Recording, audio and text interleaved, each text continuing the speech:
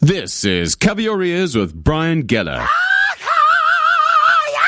Unlocking the secrets of the music industry. The numbers all go to 11. You're about to get the inside scoop from the industry insiders. You the guy with the Van Halen tickets? You never know what you're going to hear on Cover Your Ears. Now raise your goblet of rock.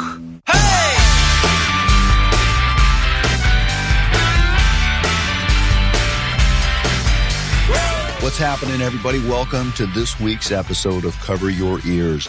You're listening to episode number 14 here in Southern California. And as always, I'm your host, Brian Geller. Well, it's raining this week big time. It's been raining for a week now. I don't know if you can hear it through this recording. But anyways, next week, though, we're looking at NAMM. And if you're lucky enough to get into the Anaheim Convention Center, it should be a great time.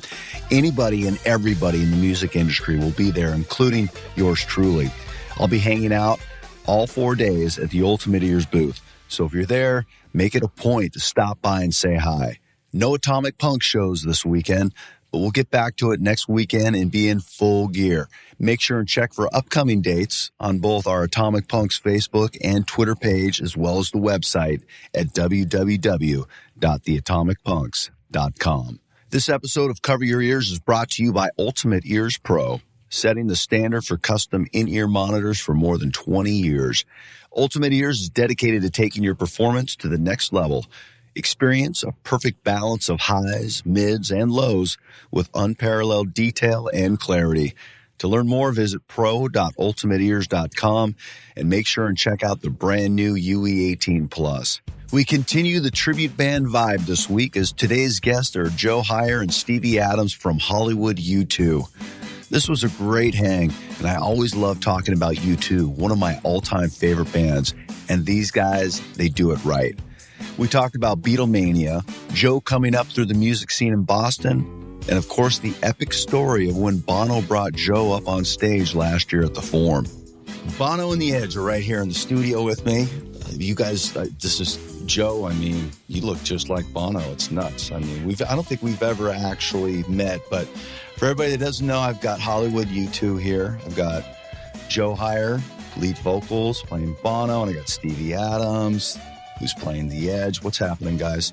How's it going, Brian? Thanks for having us. Good to be here. Glad you guys came in. You know, with me doing a Van Halen tribute, you know, there's a few bands we always kind of fantasize about, like, okay, if I wasn't doing a Van Halen thing, what would I want to do?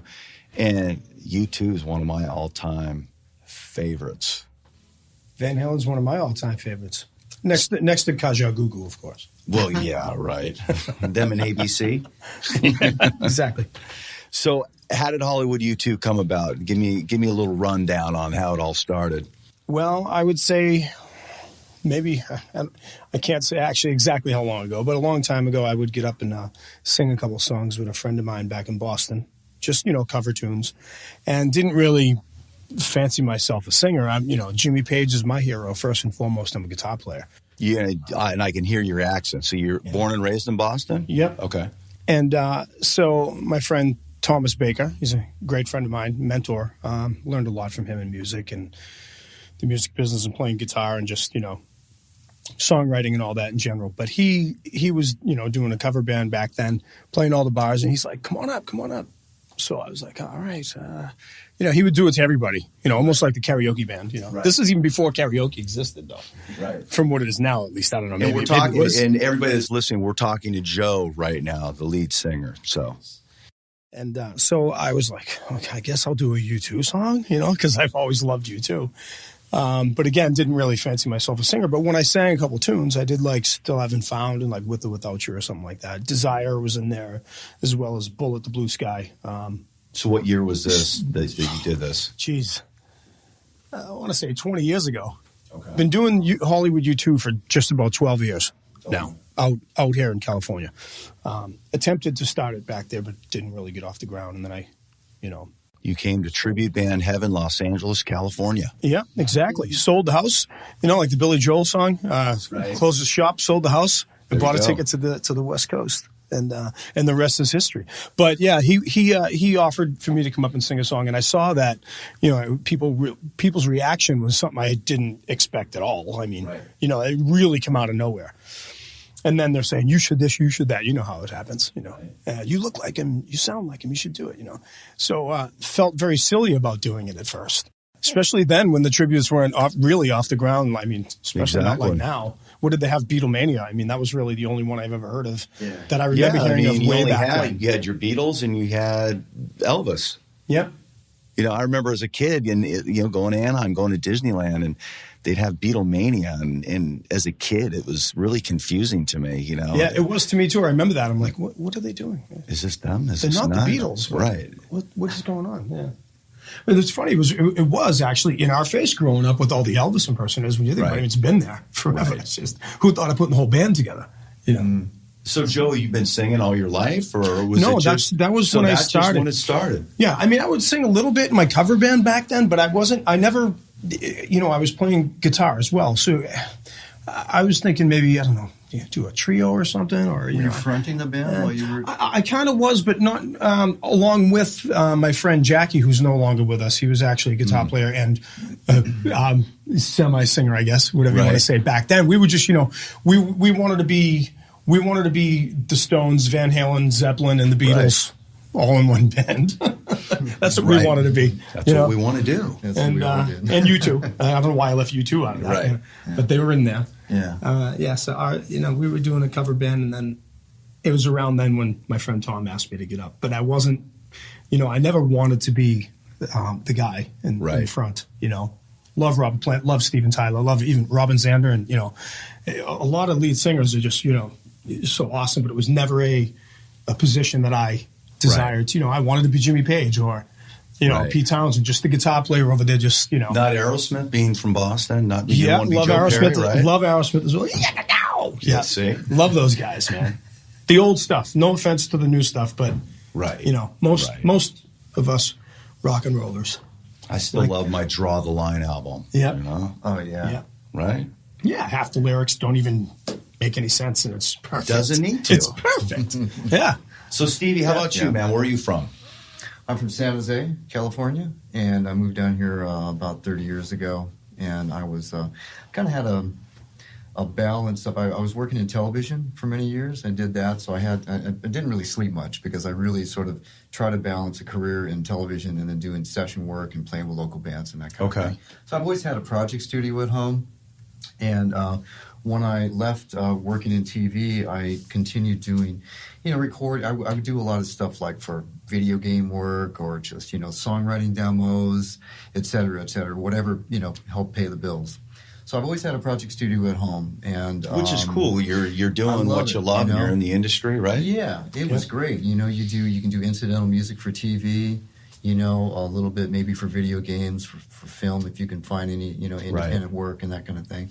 So it was a lot of that, and I came up like the rest of us did, playing in bars and local bands and that whole scene. So the tribute thing for me was, this is the only tribute band I've ever done. So to me it was a real eye opener because I wasn't sure exactly what the tribute scene was. I'd seen a couple of bands. It's interesting when you first dip your toes into the pool of it. It's an odd thing. Well, the first thing that you realize is that it's or cold, one way or the other. Drastic one way or the other. Put it that way. You hope it's hot. You hope it's hot, but it depends on what your first experience is and what this Hollywood U2 being my first experience being in a tribute band's been fantastic, needless to say. So I've been in this band about 3 years now. Okay. And I love it to death. But prior to that, if I was just out, listening to music and I saw a tribute act, depending on the level of that band, it can either really excite you or make you wonder what is this exactly? I think there's this sort of axiom that's like, if you have enough songs under your fingers and you came up, playing in the clubs and you can play, a number of, people's songs, right, that you can just be in a tribute band, and it doesn't really work. Yeah, it's kind of like a lot of the guys that that have done cover bands and are playing the 4 sets a night, all of a sudden they're like, oh, we can be a tribute band and make lots of money. Exactly. And it's just like, well, guess what? Exactly. You know, It doesn't We can work simplify that way. this. Right. We can simplify this and just do one person. Yeah, but it doesn't really work that way if you want to be an A-level tribute, because it's an acting gig as well. Right. So you have to study the character. You have to emulate that character's moves and the way they hold themselves on stage, the faces they might And make. some bands can get away with not having to do the full acting thing, but I think in a U2 band, you kind of need to. And I don't know why that is, but it just is. You know Zeppelin USA, right? Great band. They are fantastic. I saw them recently at the Coach House. I was completely blown away. I loved them. They don't look anything like Zeppelin. Right. But you close your eyes and you're like, oh my goodness, that really is spot on, Well, there's always been a thing where it's like, oh, no, everybody has to know the difference between a cover band and a tribute band. But the fact of the matter is, I mean, you can be a tribute band and not look like them. You're just kind of paying tribute to that particular band's music. Right. That's right. So there's kind of a huge gray area It is. there. Some people get funny about it, but really it's just like, You can't wear those pants with that era shirt. He didn't wear that. That's Exactly. what cracks me up. Yeah. that's the wrong headband, man. Right. For that era. Bono didn't wear those sunglasses, But they know everything. But they do. They do. I've had people come up and stand in front of me while I was in the middle of a solo, like something like Until the End of the World. And some guy, I remember, I forget what gig it was, and the guy was pointing at the frets on my guitar. He knew where I was going to go. He's following me, and I'm like, oh God. He's I playing. better not make a mistake on this. He's guy playing knows like what he's visual doing. Guitar Hero, like exactly being right. psychic though, like Yeah. getting your moves before they They happen. know, they're The just diehard such guitar fans, guys are man. really into it, and they are like right there, right in front of you, right? Yeah, so you got to have the right tools. That's why I'm glad I got him. All the right guitars. Because the Edge is, a lot of people think the Edge is easy, but he's not. I tell you what, He's just the not. Edge is one of my all-time favorite guitar players. He's one of those unique guitar players in the history of rock and roll, to where you can hear one note and know exactly who it is. Incredibly innovative. Instantly identifiable, and not an easy guy to emulate. I didn't know what I was getting myself into. When I joined the band, I had, just sort of a standard pedal board, nice boutique pedals. Everything was sounding great. I went through a couple of AC30s. I thought it was sounding really great, which I think it was. But then I quickly realized that, oh my God, this is great to get that nice, clean, chimey sort of Pride in the Name of Love, Right. And so those iconic tones. But where it fell short was we started doing things like Love Peace, different songs that had these really weird textures. Right. And it was really hard for me to achieve all that. That was like a can of snakes. It really open was. for you. Exactly. It was opening Pandora's box, and I was like, oh my God, what am I going to, how am I going to do this? Right. Now I get why he has this truckload of gear just for himself at that point, a few years ago. I remember seeing them at Anaheim Stadium a couple years ago, and it was like it looked like a refrigerator behind him. It was crazy. Yeah. But he's since changed that. Has he? Thankfully. He went to the fractal units. So he's now it's more like a microwave. And I was so thankful when he did, because I bet you were thankful for that. I thought, okay, well, if he's doing it, then I can do it. And so I went with fractal, and now everything is scaled down. I can pull all kinds of sounds out of just a 2-space unit, and it sounds really, really good. And so it's made my job much easier. Yeah, that's great. My first experience with U2 live was I saw them at the LA Coliseum for the Joshua Tree tour, and in my book, Joshua Tree from top to bottom is one of the greatest albums of all time. In fact, you take the One Tree Hills, the Exits, the Mothers of the Disappeared, just those 3 songs that people forget about or might even not even be aware of them. I mean, that's an amazing record. And One Tree Hill is especially one we like to do live. A lot of people really appreciate it. And it's funny because, as you know, being a tribute band, sometimes you want to do close to the album version. Sure. And maybe kind of do a hybrid version of something they did live as well that was really cool. Right. Like for Vertigo at the end. they do a little extension, and he says, no, it's only rock and roll, but I like it. And it's just great live. So there's quite a few songs like that. I love, like Bono, where a lot of the live stuff he does, he'll incorporate some classic rock tunes and some of his own. Work the crowd into it, and that stuff's great. A lot of covers and some of his own. He'll mix and mash some of his own lyrics from other tunes, and it's pretty cool. Yeah. It's a pretty cool thing. Because live, we also, what's cool is you kind of learn more, you as you go in a tribute band. I mean, if you're paying attention and really trying to do your best and trying to always stay on top and get better and better, which is what Hollywood U2 has been doing, It should never end. It shouldn't be. Right. I mean, since you guys are the best at what you do, it doesn't mean you have to stop learning and try to get better. I mean, just this morning I was listening to the first Van Halen record. I'm like, there's always something, that you can pick out and do a little bit better and tinker with. Yeah, right. And then you actually learn more about the band technically, because you really study what they do and you realize, the reason why they didn't do this song live the way they did it on the record is because, maybe like you find it's dragging a bit. And then maybe they turn the tempo up 3 beats, or something, and change the ending. You try a song live and it doesn't go over well. It's like it's one of those songs where it's the crowd's getting up to go buy a beer or something. It's like, that's why they don't play it live, because you get kind of the same reaction to it. Yeah, and you might even have to change the key of a song if you're going to actually transition into another one without stopping, because one happens to be flatted. Or whatever. Right. There's a lot of bands out there that do everything flatted because it's easier for the singer, but it sounds weird to me. I like to keep the album keys as much as possible. So I think one of the cool things about doing a tribute to U2 is it's kind of at that level of like Led Zeppelin, maybe Van Halen, in the fact that you've got a huge catalog to choose from. Like, I've debated this. Like, with a Led Zeppelin band, there's probably 5 songs you have to play. Mm-hmm. But then you've got 20 songs, 25 songs, to where you can kind of mix and match and keep it fresh for the band.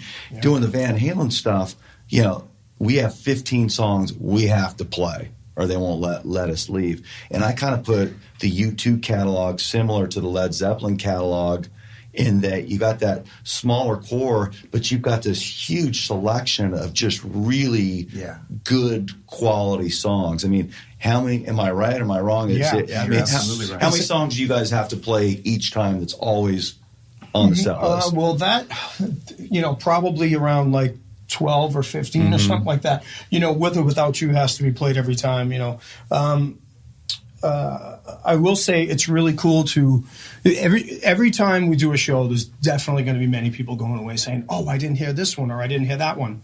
But they're going to say, I heard One Tree Hill and I heard Red Hill Mining Town. And U2 doesn't play that live, they say. Which for a diehard U2 fan, that means a lot. Yeah, we do a cool version of Gloria into 11 o'clock TikTok. We realize that their tempos are the same, so we can go right in without anything dragging or whatever, and the same key. Yeah. Right? It's the same. It's in the same key, I think. Mm-hmm. Yeah. So, yeah. And what's the one song they used to walk? Was it 40 that they would walk off stage at the end? You guys ever do that? Yes. Yes. We've done. And he'll be playing bass for that. They switch. Yeah, we switch. Wow. So, Adam plays the guitar. Yeah. Adam wails on the guitar. That's cool. Yeah. Tell me about the whole thing this past year with the U2 concert. That was at the Forum, right? Yep, it was at the Forum, and this is the Goosebumps story. This is great stuff. Let me see if I can remember. You recall? I think I recall it. Yes. Funnily enough, I don't. Well, Stevie's like, great. We get to hear this again, Joe. Yeah, you want to step out and have some coffee? It's cool. Don't worry about it. You can listen to it afterwards.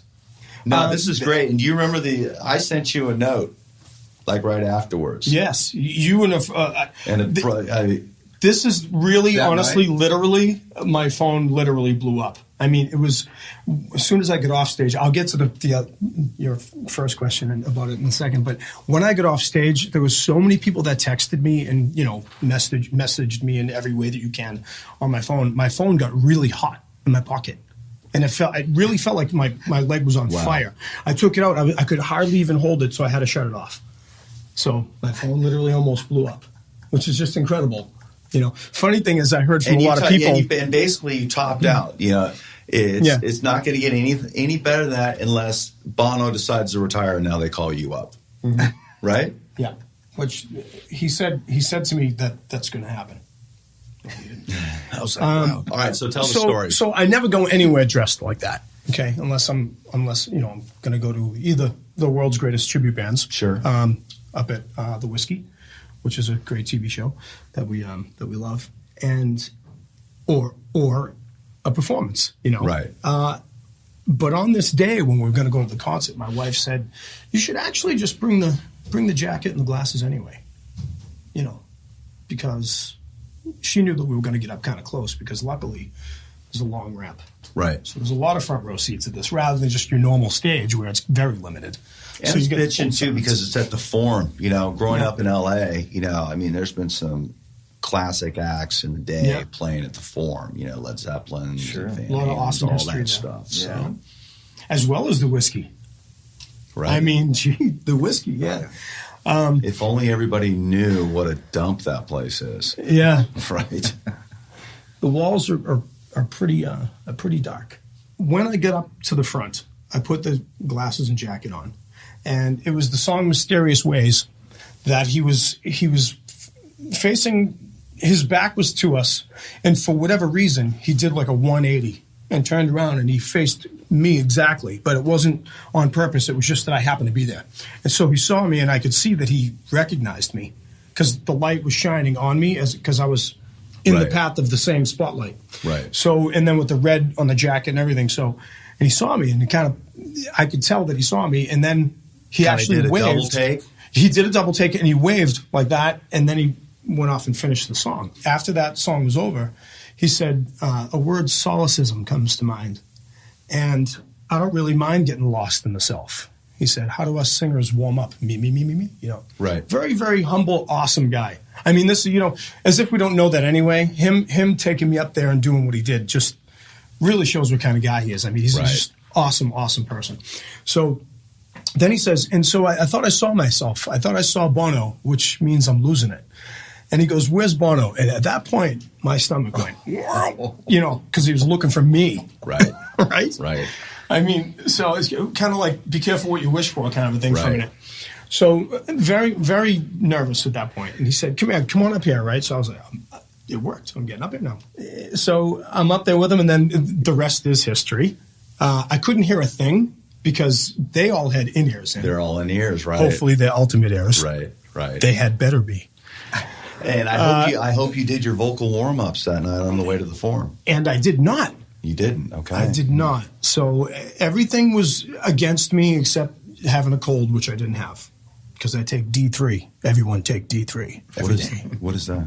We'll get to that afterwards. It's vitamin. It's the vitamin that we don't get from the sun now that we're not out in enough anymore. Right. Yeah. Boosts your immune system. He swears by it. So I hardly ever get sick. I was also born without tonsils. Do you find... Really? Yeah, which is very rare.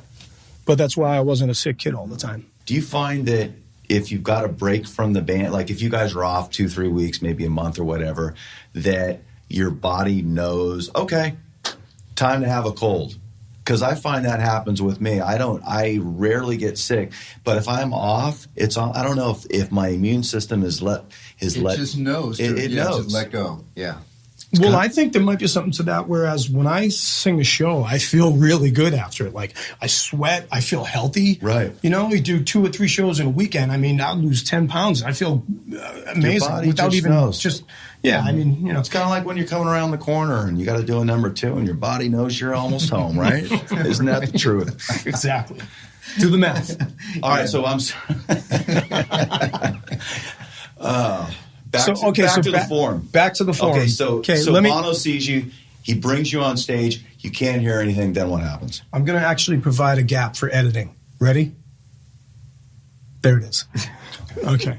So I think we should leave that all in, actually. Maybe it was funny. Either way, we have trustworthy editors. So I'm up there, and I couldn't hear a thing because there were no floor monitors. They all had in-ears in. So at first I think it was just, kind of a novelty thing. Oh, here's a lookalike. Let's get him up here. That'd be cool for the show, just an off the cuff thing that he did. And So he handed me this. It's actually a cell phone, but they call it the meerkat feed, which is a video feed that actually whatever you're filming on, it goes up on the big screen in the forum.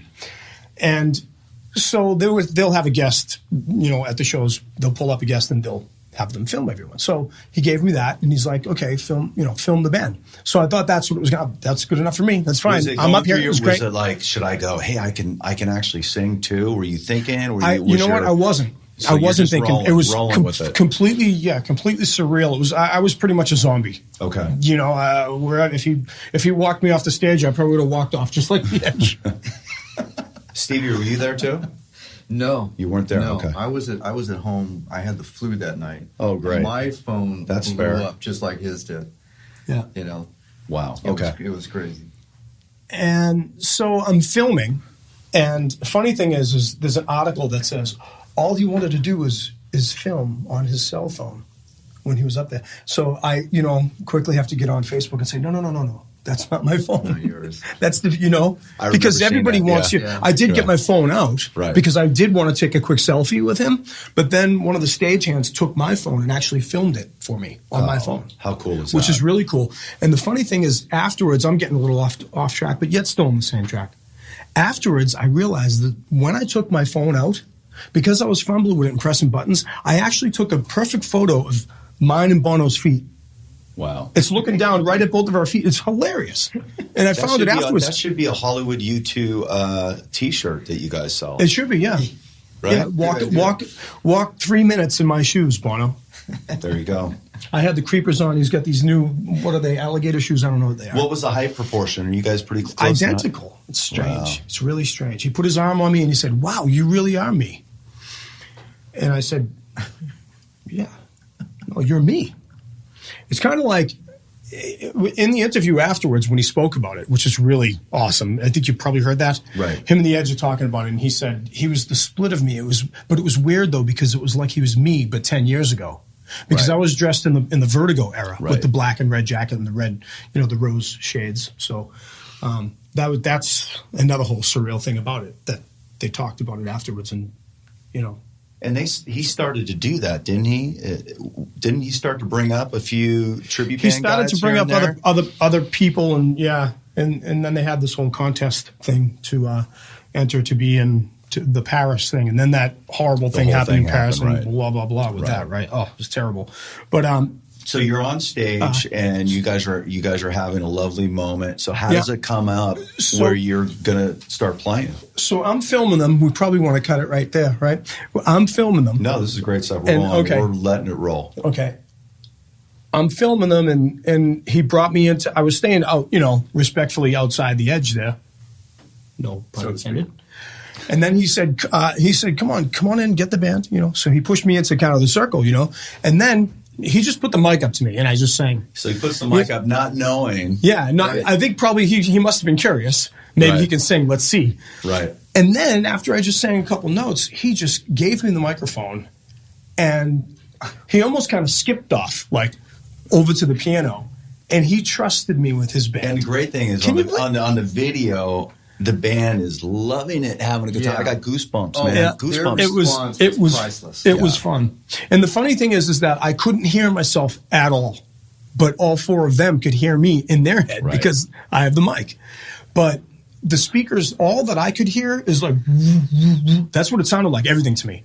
So I was like, I just went for it. Please, muscle memory, please don't leave me. Exactly. Wow. They did it safely in the key of C, which is the correct key, because they do lower the key sometimes for various reasons.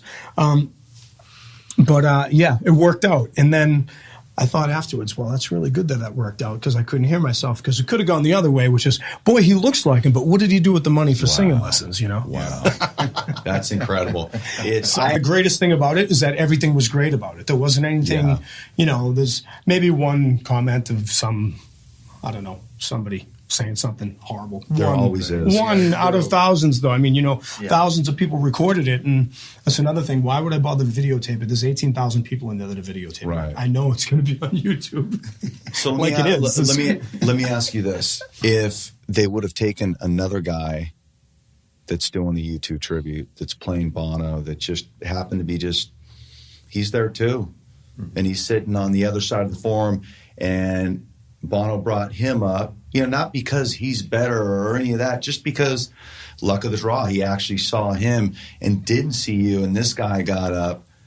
How would that have been for you? There would be a huge brawl. Just kidding.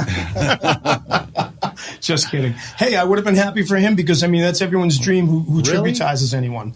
Well, yeah, how could I, it's an amazing. Yeah, it'd be cool for the guy, but God. Oh, Well, yeah, that of hurt. course you're going to wish it's you if that's what you're doing, and it wasn't you. In that way. It's kind of like, I don't know if you ever saw that there's a tribute band documentary. It was out years ago, and a part of it was they talked about Ripper Owens when he went on, and he was a tribute band singer for Judas Priest tribute, I think maybe in Ohio, and he ended up getting the Priest gig. And one of the guys that they interviewed in this documentary did Rob Halford pretty good too. And he's and the interview's taking place, and it's in his kitchen at home, and his wife's there, and kids are running around, and he's going on and on and on about this, and his wife's she's rolling her eyes, because this was probably what she gets to listen to every day. And the dude was seriously bummed out that he didn't get that gig, and he felt like that, he should have gotten that gig, and not everybody can get that gig. And to me, I think it would sting a bit. What I'll say is that I feel honestly like if there was somebody that, to say somebody's the best at something, sometimes can be subjective, but sometimes it's actually clear that they are the best at doing that particular thing. Right. Like Bill Gates happens to be the best at doing what he did. Right. You know what I mean? So which is why he's where he is. So there's no doubt that everyone that does it would really say, "Oh, I wish that was me." Right. But if the person who actually really deserves it most gets it, then I think that's a good thing. Good for the person, because they're obviously a big fan, having tributized this person and putting it, right, trying to make a career out of it, and doing and being respectful of how they do it, and doing it because they can do it in a way where they do it justice. Right. That's the person who deserves an experience like that. So I can see where if somebody really does have it, and they are just the top, and they don't get something like that, and they see somebody else, of course they're going to be like, "Oh, that should have been me." Right. But some people will say that when really the fact is it shouldn't have been them. It's true. Right. No, whoever it's true. it is, that's just it. That's pretty much what I got to say about it, because I'm not going to lie and say I'm not happy as hell that it was me and not someone else. Right.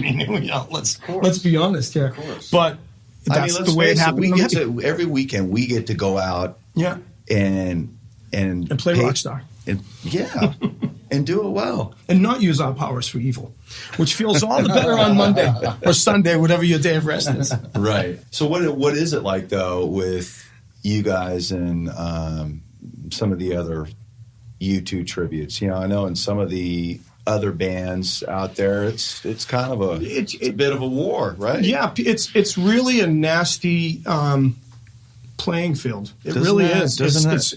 We try our best to stay out of the drama. As you know, you really can't, even if you don't engage at all, you're included in it by other people, just by doing what they do. It's a double-edged sword, because if you engage, you lose. Mm-hmm. Because if you engage, you're dropping into that level. Yeah. But you want to so bad. Yeah. It's here's the thing, though. What I think a lot of people who are doing tributes don't understand still is that the music business is a business.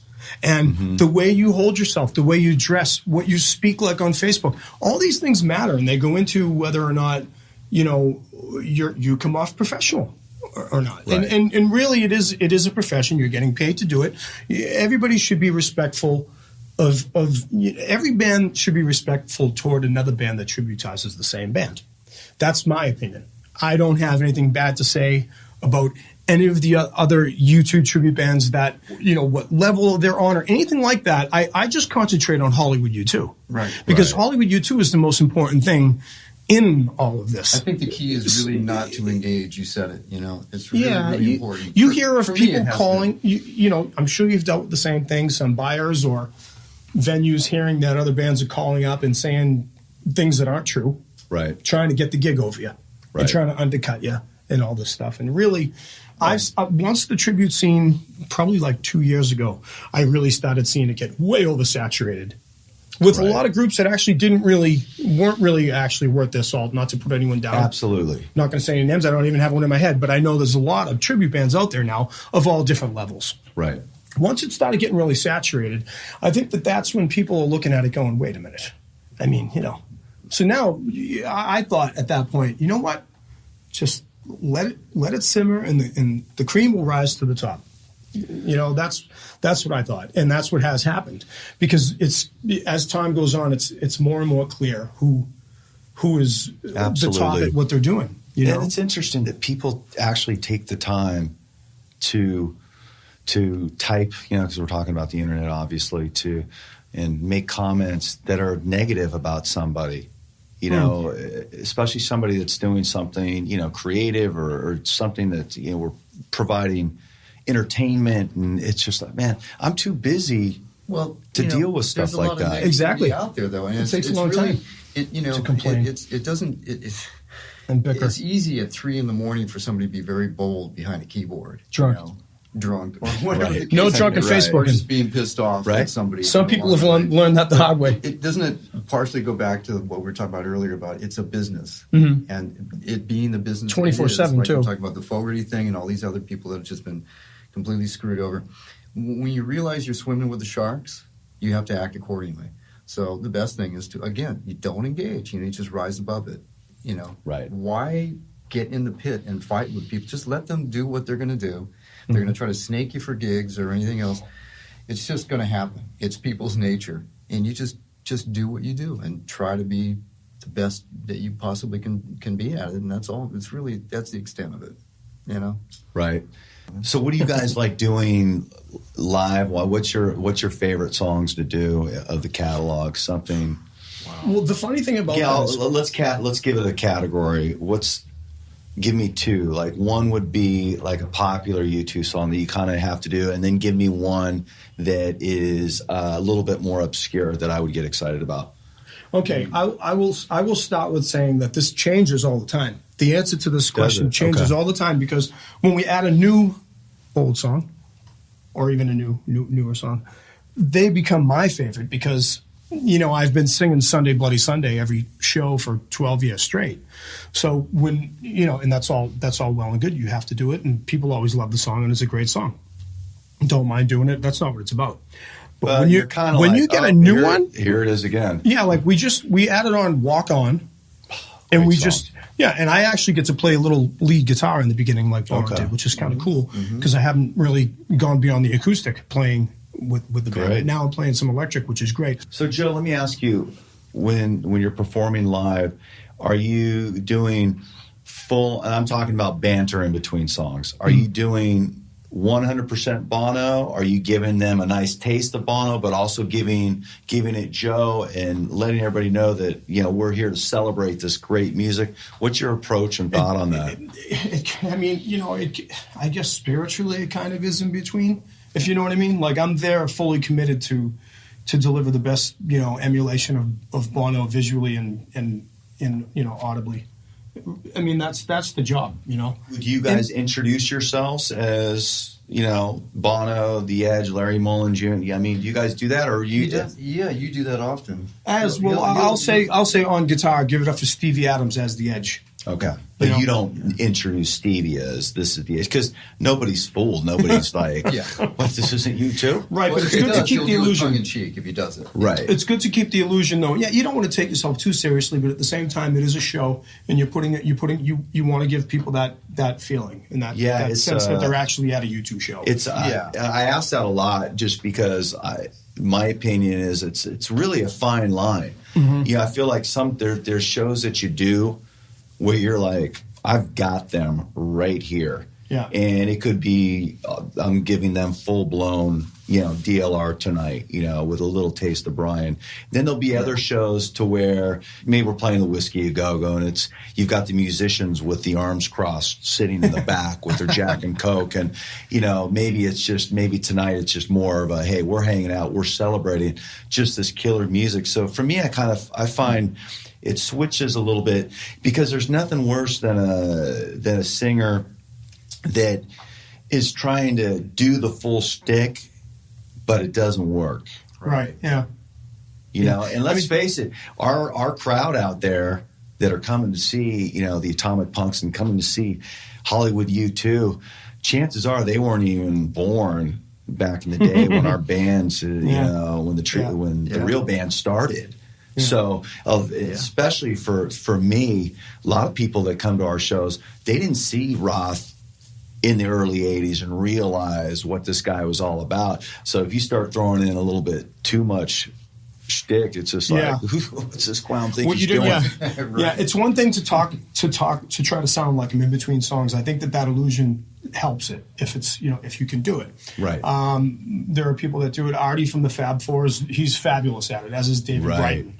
And Kenny Metcalf. These guys are just great at what they do. And, you know, they don't step out of the illusion for a minute. And that works. Mm-hmm. Right. And that's solid, and it's always there. And that's their product. Right. And they understand. All those guys are smart that I just mentioned. They know it's a business. They know what they're doing. They're some of the top pros like yourself in the business. Thank you. Kenny's great. True. I did a podcast with Kenny. We talked about the same thing. And he approached it like he is a full-blown 100%, never leave character actor. And I think you're right. Kenny does it so well that it works.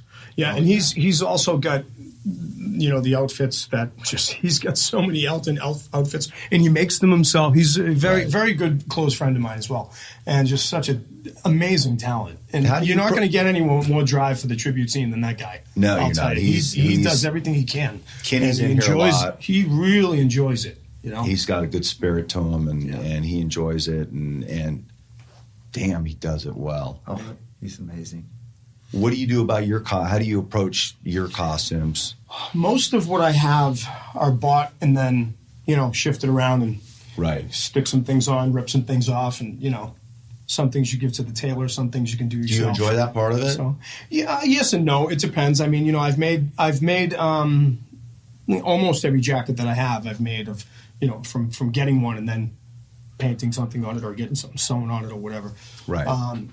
I suppose when I don't like it is when I'm pressed for time and I gotta, you know, do something for a show coming up. If I had waited too long, which happens once in a while, hey, this is rock and roll, you know. Right. I find I get into modes like right now. I'm in the mode like, man, I'm kind of tired of what I have. It's time to get a little refresh here and figure out, you know, what I want to do next, you know, and it's tough because some of the stuff you can't just, you know, go to Kmart and pick it up off the rack. You know, I've got to have my pants made, and you know, you see what you can find online and in vintage shops, and you know, you put some people to work and see what they can create for you. And sometimes they're really good, and sometimes it's like, well, I won't be using you again. Yeah, I know, really. And you play with like extremely tight pants. Wait a minute, you play with extremely tight pants anyway. Well, that would be the right tailor. Right, you stick with them. Exactly. I got a good costume girl in Australia who makes great tight pants. If Bono ever wants to go that route, well, so you know, he's one of the few artists out there now that are still, you know, inventing things. I mean, he's probably singing into a mic right now for a new song. You know, you can't beat that. So he's going to be coming out with, you know, he's still around. So there's going to be more songs coming that we have to, you know, we'll have to emulate and very soon. You know, I want to go back on that whole Joshua Tree tour when I saw them at the Coliseum. One of the cool things about that show was they opened for themselves. They came out as cowboys and played about 7 songs. Wow. And flannel shirts, cowboy hats, jeans. And it was funny because I would say 75% of the LA Coliseum had no idea. Yeah, the further you are away, you wouldn't know, right? And we were about a song in, and we're like, they like doing that. Singing. It's the whole band. It's hilarious. You know, that's really funny, right? I mean, how cool is that? I don't know why I didn't hear about that before. It's kind of like when they were just in the subway in New York, and they did the same thing. Yeah. They dressed up just like, you know, random dudes just jamming in the subway. They just seem like good guys. Yeah, they're pretty down to earth, man. All right, guys. So listen, as we wind down the interview today on Cover Your Ears, a couple questions for you. I always ask everybody. Okay. Desert Island albums. You can only take 3 albums with you. Desert Island, rest of your life. You happen to have a record player on the island. I don't know how. I don't know why I say that, but I always do. But 3 albums, and I know it's kind of tough to come up with them on the spot. So I'm like gonna go back and forth. We'll start with Joe. You give me one, and then Stevie, you give me one. That sounds good. I have my first one right in mind. Give it to me. Uptown Baby. Oh God! Would that be the only U2 album? The reason I say yes is because there's so many other great classic albums that I like. You know, everybody does their top 10. Oh, this album would be, you know, AC/DC's Back in Black would be in the top 10. But then Appetite for Destruction is a fabulous first album. That would be in the top. So then the top 10 becomes the top 100 pretty quickly. So if you're going, if you're going one U2 album, you're going to leave Joshua Tree home. What I wanted to do was use just one U2 album, not just because I'm doing the U2 tribute.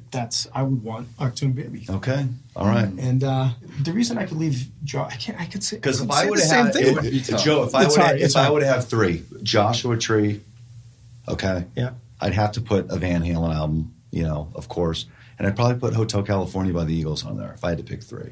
Okay, you gave this some thought before. Wow. Yeah, you thought about I ask all these guys this, but I'd have to have Van Halen like you'd have to have U2. Yeah. I'd want to have a Van Halen one, but I would have to have Joshua Tree on there for me, period, because I look at the albums that are good from top to bottom, every single track. Yeah. All right, Stevie, I just interrupted you before, brother. No problem. With me, I think Rubber Soul would be one. Good choice. I would absolutely take that. Okay. Yeah. This is kind of like answering the question, what's your favorite U2 song? You know, it's going to change. This isn't going to be like the first Gaja Gulu album, is it, Joe? No. Okay. No, I just sure. I don't even know what I'm going to say is the point. Okay. I have no idea. Okay. I have no idea because we're going to count to 3 and you're just going to spit something out? I don't know if I can right now. It's really hard. You want Stevie to go it again and we'll come back? Yeah, sure. Well, my second one was unfortunately your first one. Because and you know, so you go Uptown Baby too. I love that album. Interesting. I just absolutely love. That's the one U2 album that I would take. Interesting. Yeah, there's no question about it. I'm just in love with it. I just love the sound. I love everything about it. I have my second one. Maybe that's why it works so well with U2. You got the same exact favorite U2 album. I have actually both of my other ones now. Okay, give me number 2. Okay. Sgt. Pepper's. Sergeant, so you guys both have a U2 album, the same and U2 album, and you have a Beatles album. And then, can it be a greatest hits compilation? Because it would be Billy Joel's greatest hits. Really? Yeah. Big Billy Joel fan. Love him. Interesting. I think he's the best solo songwriter of all time. I do. That's my opinion. But if you had to pick one Billy Joel album, what would it be, though? Well, that's, maybe Piano Man. It's hard because then you're leaving out some really killer classic songs on other. And you got to live with That's these. why I say you got to live with these songs for the rest of your life. Greatest hits. That's okay. I live with them for my whole life right now, and I'm happy with it. Good man. Good man. All right, Stevie. Really rough. It would be a toss-up between a Zeppelin album, but I'm not sure which one. You actually really loved Cher's most recent. Let's not talk about the Cher fixation. Yeah. What's that Indian song she did? You Believe in Life After Love? I actually think it might be possibly Electric Ladyland, actually. He's a guitar player, Joe. You know, I like me Figures. some Jimmy. Love me some Jimmy. Very cool. Yeah. Okay. All right, Joe, Yeah. Stevie, tell us where everybody can find Hollywood U2. Give me all the social media stuff. Hollywood U2 on Facebook. You'll find us at Facebook. It's Hollywood U2 Tribute is the handle. And you could find us at the best place to go is HollywoodU2.com. Okay. Everything is up there, from information about everything you could think of, you know, different celebrities coming to our shows. You know, Tom Cruise has been to our show. Vince Vaughn was at our show last Saturday at St. Rock. Wow. We played a private birthday party for Amy Adams at her home, so that was pretty cool as well. And there were so many top celebrities there at that party that were there for our performance. It was me and Stevie did an acoustic set there, and Robert Downey Jr., Sacha Baron Cohen, a lot of big people were there. So it's really cool to now that we're known in that realm, that people are really, like, we have celebrities going to our shows and enjoying Hollywood U2. And they're just having which is so nice. much fun. Everybody was Because we enjoy singing them. along. We you enjoy know? their movies, and Nobody was doing the star trip. Everybody was just having a good well, time. we were. Dancing. I mean, You everyone guys knows were. who we were, though. Everyone knew who we thought we were. Did that Robert night. Downey Jr. get up and sing or anything? Well, they were all singing along and having everybody a was good time. singing along. and Have you stuff, seen the Robert dancing. Downey Jr. clip of him singing with Sting? Yes. Yes, I did. Wonderful. Wow. Yeah, Right. he can sing. Anybody boy's out got a there that voice. hasn't seen that, YouTube Robert Downey Jr. and Sting. I mean, phenomenal. Yeah. Yep. Well, guys, Really- thank you for coming in, man. I had a blast. I hope you had a good time. Yeah, Hollywood thanks, U2. Thank you, Brian. We'll see you guys out on the road. Yeah, sounds great. Thanks. Thanks for listening to this week's Cover Your Ears podcast. I hope you enjoyed the show. Debating U2 songs and getting to hear Joe's story of performing live with U2 was outstanding. Now make sure and check these guys out if they come to a town near you. I have a feeling Hollywood U2 will be around for a while.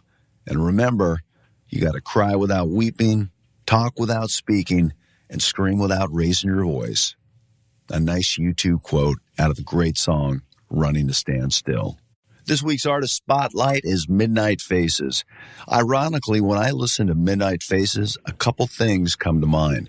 For sure, an early 80s vibe, kind of Joy Division and lots of U2, which is perfect for this show, right? The song is called Blue Haze and comes off of last year's release, Heavenly Bodies. Check it out. Some cool stuff here going on with these guys. Just makes me want to get in the car and drive.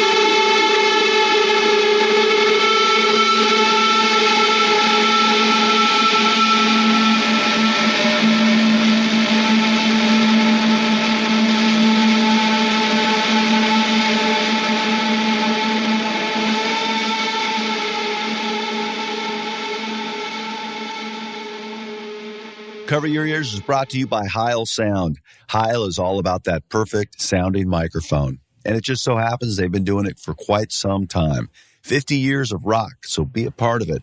Anybody that's been around that long is definitely for real. Check out their website at www.heilsound.com. Check for brand new episodes of Cover Your Ears each and every Tuesday. I'd love to hear your feedback too. You can contact me with any comments, suggestions, or questions at briangellervo@gmail.com. And if you like the podcast, please make sure and leave a review wherever you may have found Cover Your Ears. And do a guy a favor. Tell a friend. Oh, and if you have something interesting to say and you're in the business, let me know. It just could make for a fun show. See you next week.